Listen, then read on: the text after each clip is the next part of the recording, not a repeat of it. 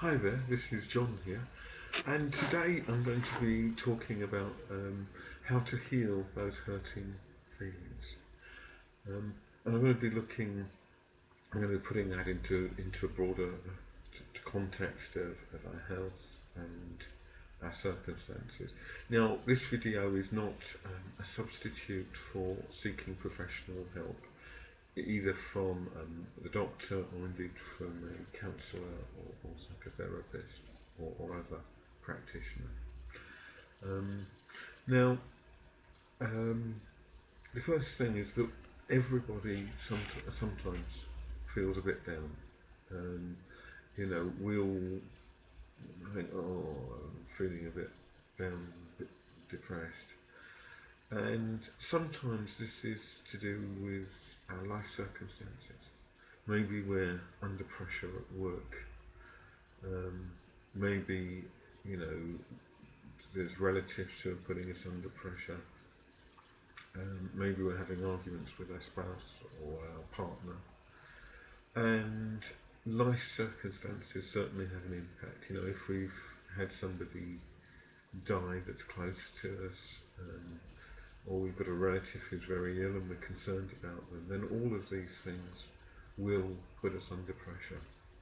And it's very tempting sometimes to actually say there must be something wrong with me, when in fact we're simply responding to very difficult life circumstances. Um, so that's, I think, a very important point to make. And also, if we're not feeling good, feeling distressed, it can be about our own health as well. And it's always important to check out any physical problems that we have with the doctor. So that's a very important thing to do. Now, having said that, nevertheless, we can all learn perhaps to work with our emotional distress and emotional problems in a better way. And this is what this video is about. Now, in order to illustrate the points I'm going to be making, I've got a couple of toys. And this toy is going to represent me and you, anyone watching it. And this toy is going to be representing the issues that we face. Okay. Now this issue could represent almost anything. This issue might represent, say, an anxiety. This soldier here might be an anxiety that we're trying to deal with. It could be perhaps a panic attack that we're trying to deal with. It could be a general feeling of unease or depression. This one here could be even an addiction. Okay, so this could represent a whole load of different issues that we have to face every day. So how do we commonly try and deal with our emotional issues? Well, one way, and it's not entirely wrong, but one way is to turn our backs on the issue. Oh, I've done it the other way around. Yeah, it's to turn our back on the issue. So if this is you and me, we say, oh, I've got to clean the car. I've got to get breakfast for the kids. I've got to mow the lawn. I've got to do the gardening. I've got to do anything at all except face this issue. And what we do is we turn our back on the anxiety, on the depression, on the hurting feeling, maybe on the grieving feelings, and we distract ourselves. Now, the problem with distracting ourselves is that it might make us quite productive in the world. We might get a lot done. But this issue here, he, she, doesn't go away. The issue stays there, demanding our attention. Now, another way that we do, another way that we try and do this is, if we can't distract ourselves, we might try and medicate ourselves. Or this could be self-medication through alcohol. It could be through tobacco. It could be through some unlawful drugs, like cannabis or LSD or worse. But what we try and do is we try and put a cosh on this issue here. Now, by the way, we can also medicate ourselves, for example, by going to the doctor and getting prescription drugs that might make us feel a bit better. Now, I'm certainly not in this video saying that you shouldn't go to the doctor, and you may need, in fact, some prescription drugs to help you out. But normally, those prescription drugs or the self-medication with alcohol doesn't actually do anything except put a sort of chemical cosh on this.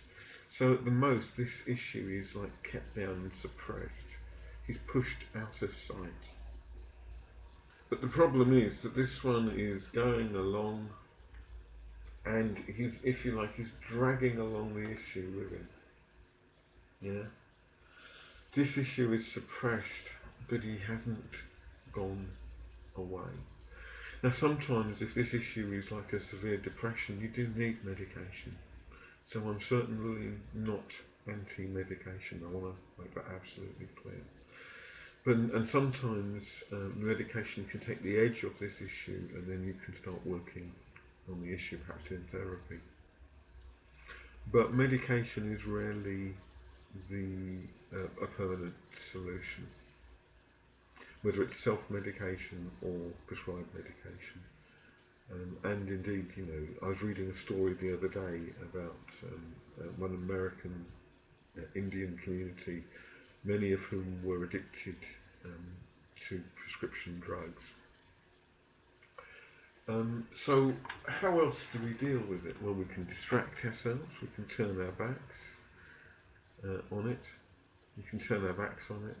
we can medicate it, we can also suppress it. We have a system, we have the frontal, our brains are quite complex, and the frontal lobal system is a way of suppressing it. Go away, issue, go away, I don't want you here, go away, okay? And we push it down, and we can put even some locks in to try and keep it down. But the problem with this is that eventually the issue comes up and it's dominating like this, and it's shaking us. It's a bit like the tail wagging the dog. The issue comes up and becomes overwhelming. So suppressing it and pushing it down is not a lasting solution. It may be a temporary quick fix, but it doesn't work. Now, another way is to try and rationalise our way out of it. Supposing, for example, this fellow here always comes up when you're going, say, it's a panic attack, and he always comes up when you're trying to go on, say, an aeroplane. So you might rationalise, you might do the research, you might say, well, this particular airline has an excellent safety record. Also, very, very few of these airlines, of this particular airline, have crashed. There hasn't been an accident in the past 10 years in this particular airline. It's okay. Now, the thing about the rationalisation process, often used in cognitive behaviour therapy, is that sometimes this issue does feel a lot better and sinks, and sometimes it doesn't. Quite often, for example, the presenting issue of, say, the panic is really to do with stuff that goes right back, say, to our childhood. And in that case, the compass of logic will fail in the labyrinth of emotions. So certainly rationalising it, can work sometimes. But supposing, you've tried one or more of the previous things and the rationalisation hasn't worked, is there another way of doing it? Well, the answer is yes, and it's based on research. Um, it's based on research. Um, it's based on how successful clients used therapy, um, and this. So what is this other way? Well, the first thing is that this representing me and you, we might just, especially if the issue feels very threatening, like a panic attack, we might just want to make sure that we're safe. So how does he make sure he's safe? Well, supposing he is, imagine for a moment that he's, say, standing on my knee or sitting on my knee. You might just want to do a little body awareness exercise and maybe really notice the floor beneath his feet and notice maybe the chair supporting him if he's sitting down. And then he might just float a question. I'm wondering what the panic is all about. And you're treating this issue here, you're saying hello to the issue, and you're treating it with gentle, non-judgmental curiosity. Okay? So you're saying, okay, so, and this one goes, oh, I'm really panicky right now. And this one goes, okay, so I'm going to say hello to you. I'm wondering where I can feel the panic in my body. And he might say, oh, it's in my head, but it's a really panicky feeling in my tummy. So, now at this point, to say I'm noticing the panicky feelings means that you're not panicking. It's only noticing the panicky feelings. You're in a relationship with the panicky feelings. And when you say hello, say to the panic, and it could be anything, it could be a grief through bereavement, it could be an anxiety, it could be anything. But when you say hello to it, it often gets a bit more panicky. Oh, it's really terrible, it's really terrible. But then he just begins to calm down. And you're in relationship with it from this grounded place. And then you might just say, what's the energy in it? And he might go, oh, it's a panicky feeling, but it's a sense of loss as well. And you go, okay, so I'm noticing a part of me that feels a little bit panicky and a little bit lost. I'm just keeping it company. I'm not judging it. I'm not trying to get rid of it.